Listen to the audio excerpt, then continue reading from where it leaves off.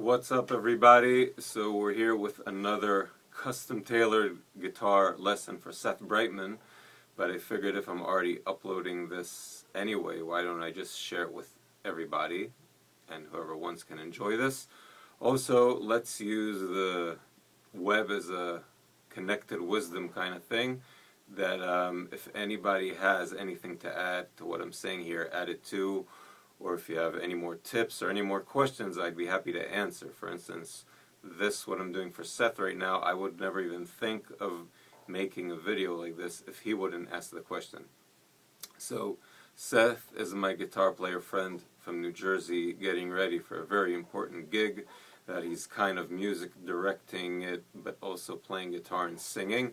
And his question was on acoustic guitar accompanying. What to put an emphasis on to make it better with the band. So what I found, first of all, it's very important if it's live or recording about all the little intricacies I would use.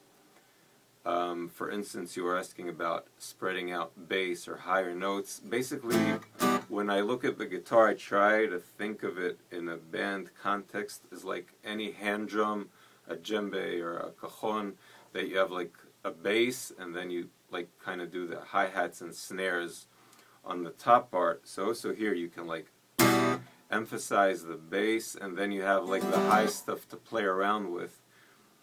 And in that way, well, I'll give you an example. If you play a song like the ethnic feel, you do a lot like the.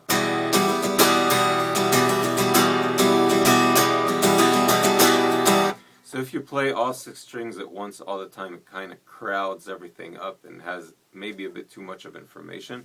But if you break it up to like bass and a little playing around on the high notes, it'll give it more of a heartbeat.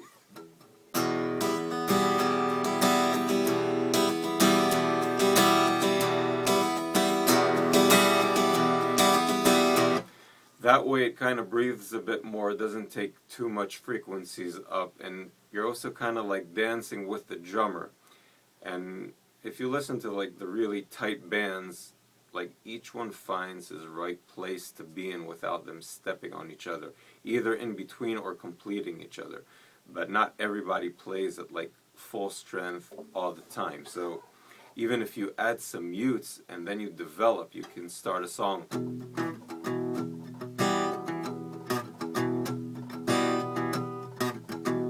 Then as the song goes by, you can open it up a bit.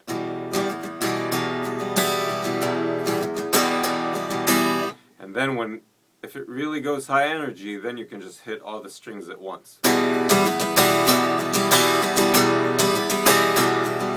And I just actually paid attention. I still emphasize the bass more, even though I'm playing it all in full energy. I kind of separate like the bass area and the high string area. And especially in your situation that you also have to like sign out orders as an MD and sing along and look at the charts and flip the pages, so it's better to just kind of work in areas and not specific strings.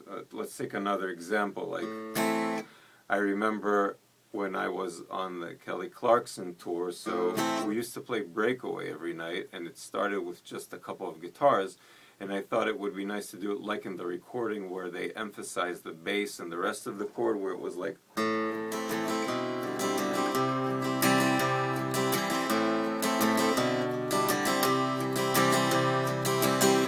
And then I found out that when you're in a live gig after a 2-hour show and you're all sweaty and you're in your monitors and audience and everything, sometimes you'll miss out on the bass notes and it'll sound sloppy. So if you just look at it as a low area and a high area and just go.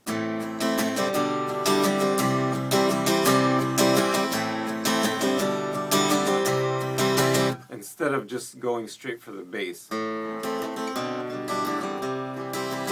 Which will sound much nicer in a recording, but in a live situation, I wouldn't like put too much time on it. Enjoy the gig too, instead of just being like concentrated on the guitar.